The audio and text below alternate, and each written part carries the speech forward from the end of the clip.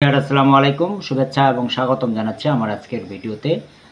Viewers, আজকে আবার যে বিষয়টি নিয়ে আলোচনা করব সেটি হচ্ছে মূলত টপিকস হচ্ছে আপনাদের এফডব্লিউভি নিয়ে। তবে আজকে এফডব্লিউভিতে এর আগের ভিডিওতে যে সকল কথা বলা হয়নি, আজকে সে সকল কথাগুলো মূলত আপনাদেরকে বলবো বা জানাবো। আপনাদের হয়তোবা অনেকের ভালো লাগবে না, ভালো না লাগলেও কিছু করার নাই। তবে নিজস্ব কিছু দায়বদ্ধতা থেকে বা আপনাদের জানানোর উদ্দেশ্যে এই কিছু কথা আপনাদের জানানো উচিত। তো ভিউয়ার্স, এই পরিবার পরিকল্পনা অধিদপ্তরের ক্ষেত্রে নিয়োগের ক্ষেত্রে আগে থেকে নানান অভিযোগ ছিল। মানে এদের এই অধিদপ্তরের যে কোনো নিয়োগের ক্ষেত্রে মানে প্রশ্নের সম্মুখীন ছাড়াই নিয়োগ প্রক্রিয়া সম্পন্ন হয়েছে এরকম নজির খুব কমই রয়েছে।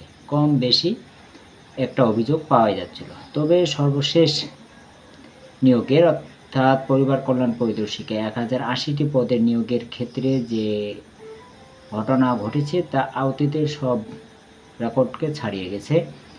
এই রেকর্ডকে ছাড়িয়ে গেছে বলাটা ভুল হলো, ছাড়ানোর চেষ্টা করা হচ্ছিল, কিন্তু কোনো এক পক্ষে শক্ত অবস্থানের কারণে সেটি আর করা সম্ভব হয়নি। তো আপনারা সকলেই জানেন যে লিখিত পরীক্ষা নেওয়ার পরে মৌখিক পরীক্ষাও নেওয়া হয়ে গেছে, শুধু রেজাল্টও তৈরি হয়ে গেছিলো। কিন্তু যাই হোক, কিন্তু এখানে অধিদপ্তরে একটু মানে ওনাদের একটা ভুল বলবো আমি, যে ওনারা একটা ভুল করে ফেলেছিল। এই অভিযোগ কিন্তু ভাইবার পরীক্ষার আগেই পাওয়া গেছিলো। সেটা তদন্ত, ওনাদের অভ্যন্তরীণ বিষয়ে তদন্ত চলছিল। তার ফাঁকে ওনারা মূলত একটি পক্ষের চাপে ওনারা ভাইভা নিয়ে নিয়েছিল। কিন্তু ওনাদের উচিত ছিল ভাইভা স্থগিত করে তদন্ত রিপোর্ট দাখিল করার পরে একটা সিদ্ধান্ত নেওয়া। এটা না করাতে মূলত এই সমস্যাটার সৃষ্টি হয়েছে। তো আপনারা তো সকলে জানেন যে একটি পক্ষের বা একটি সিন্ডিকেটের চরম দুর্নীতির কারণে মূলত এই ধরনের একটা সমস্যার সৃষ্টি হয়েছে। তো যে অভিযোগটুকু পাওয়া গেছিলো, বিভিন্ন প্রার্থী 15 লক্ষ থেকে 20 লক্ষ টাকা পর্যন্ত ওনারা কন্ট্রাক্ট করেছিল, এই অভিযোগ পত্রপত্রিকা পাওয়া গেছে। এটা আমার বক্তব্য নয়, বা আপনাদেরও বিভিন্ন মাধ্যমে সোশ্যাল মিডিয়ায় এই তথ্যগুলো পাওয়া গেছে যে আসলে তার দুর্নীতি ব্যাপক মাত্রায় ছাড়িয়ে গেছে। তো এই কারণেই মূলত যখন কর্তৃপক্ষ তখনকার যে আমলের দুর্নীতি হয়েছিল সেখানে দায়িত্বশীলদেরকে ওই দায়িত্ব থেকে সরিয়ে দেওয়া হয়েছিল। পরবর্তীতে দেখা গেল যে তারপরেও কিন্তু ওনাদের ছায়া ওখান থেকে যায়নি, মানে ওনাদের প্রভাবটুকু ছিলই।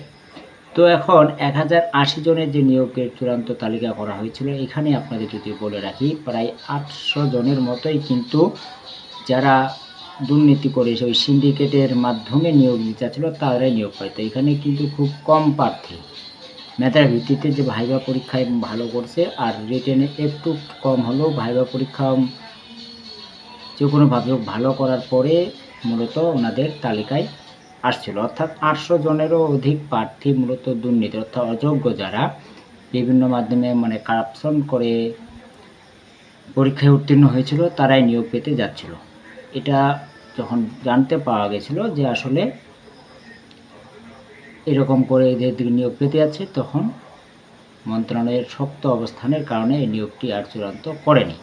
এখন যে কথাটি আপনাদেরকে আমি জানাতে চাচ্ছি, এখন যারা বা যে এটা বলতে তো আর কোনো সংকোচ থাকার কথা নেই বা ভয় থাকার কথা নয় যে কোটি টাকার বিনিময়ে নিয়োগটি হচ্ছিল বিধায় কিন্তু কর্তৃপক্ষ নিয়োগটি বাতিল করেছে, আর অন্য কোনো তো কারণ নেই। তো এখন কথা হচ্ছে যে সকল প্রার্থী ওই সিন্ডিকেটকে লক্ষ লক্ষ টাকা দিয়ে রাখছিল, এখন ওই পার্টি কিন্তু ওই সিন্ডিকেট কিন্তু টাকাগুলো ওনাদের যে যার মাধ্যমে বন্টন হয়ে গেছিলো বা খরচ হয়ে গেছিলো। এখন সেই টাকা কিন্তু যখন নিয়োগ বাতিল হলো তখন কিন্তু ওনাদের টাকা ব্যাক দেওয়ার কথা। এই টাকা যাতে ব্যাক দেওয়া না লাগে এই সিন্ডিকেটের প্ররোচনায় পড়ে আপনারা মামলা করে দিলেন। এখন ওই সেই সিন্ডিকেট কিন্তু ওনারা একটা বুঝতে পারলো যে আসলে মামলা করে দেওয়াতে পারলে আর টাকা দেওয়ার লাগবে না, কারণ মামলাটা দীর্ঘদিন চলবে, দীর্ঘদিন ঝুলবে।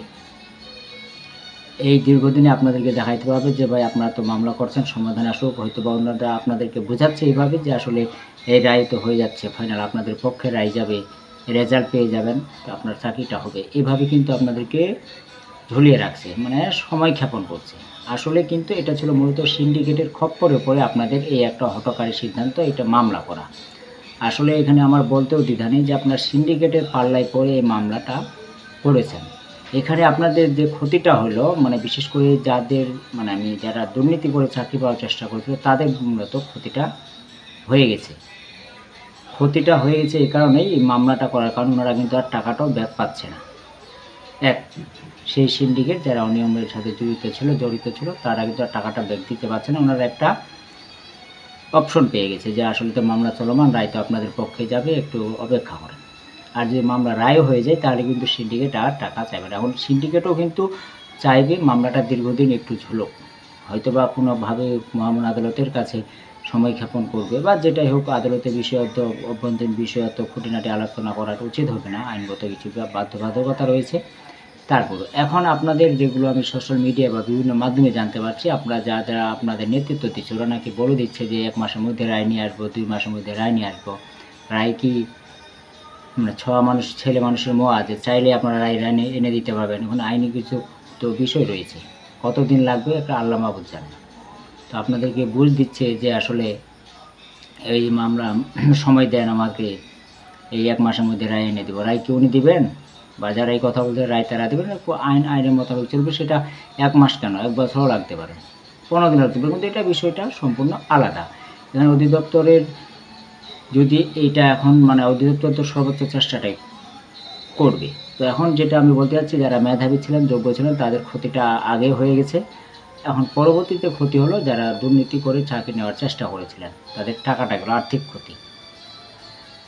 এই ঘাপলায় পড়ে এখন যারা যেভাবে দিয়েছেন এখন তো ওভাবে এখন আপনারা আটকা পড়ে যাচ্ছেন, এইটুকু কথা। এখন কথা হচ্ছে যে আসলে অধিদপ্তরে এই বিষয়ে তাহলে কী করণীয় হবে। অধিদপ্তর একটা সম্ভাব্য বিকল্প উপায় বের করা হচ্ছে এইগুলোর জটিলতা দূর করার জন্য। আশা করি এই বিষয়ে আপনাদেরকে 8 তারিখে আমি কিছু তথ্য জানাতে পারবো। আগামী 8 তারিখে অবশ্যই আপনাদের সামনে ভিডিও নিয়ে হাজির হব। আপনাদের কী বিষয় হইল বা আপনাদের যে এর আগের ভিডিওতে বলেছিলাম যে আপনাদের জন্য ভালো খবর আসতে যাচ্ছে, সেই বিষয়টুকু মূলত আপনাদের জানাবো। তবে যারা দুর্নীতি করে লক্ষ লক্ষ টাকা দিয়ে চাকরির চেষ্টা করেছিলেন তাদের জন্য সমবেদনা জানানো ছাড়া উপায় নেই, তারা আপনার টাকাটা পাচ্ছেন না। আর মেধাবী যারা যোগ্য ছিলেন ওরা কিন্তু রেজাল্ট হলো ওদের এই 95%-এর চাকরি হতো না। তো এই ছিল মূলত আজকে আলোচনার বিষয়। সকলকে ধন্যবাদ। আল্লাহ হাফেজ।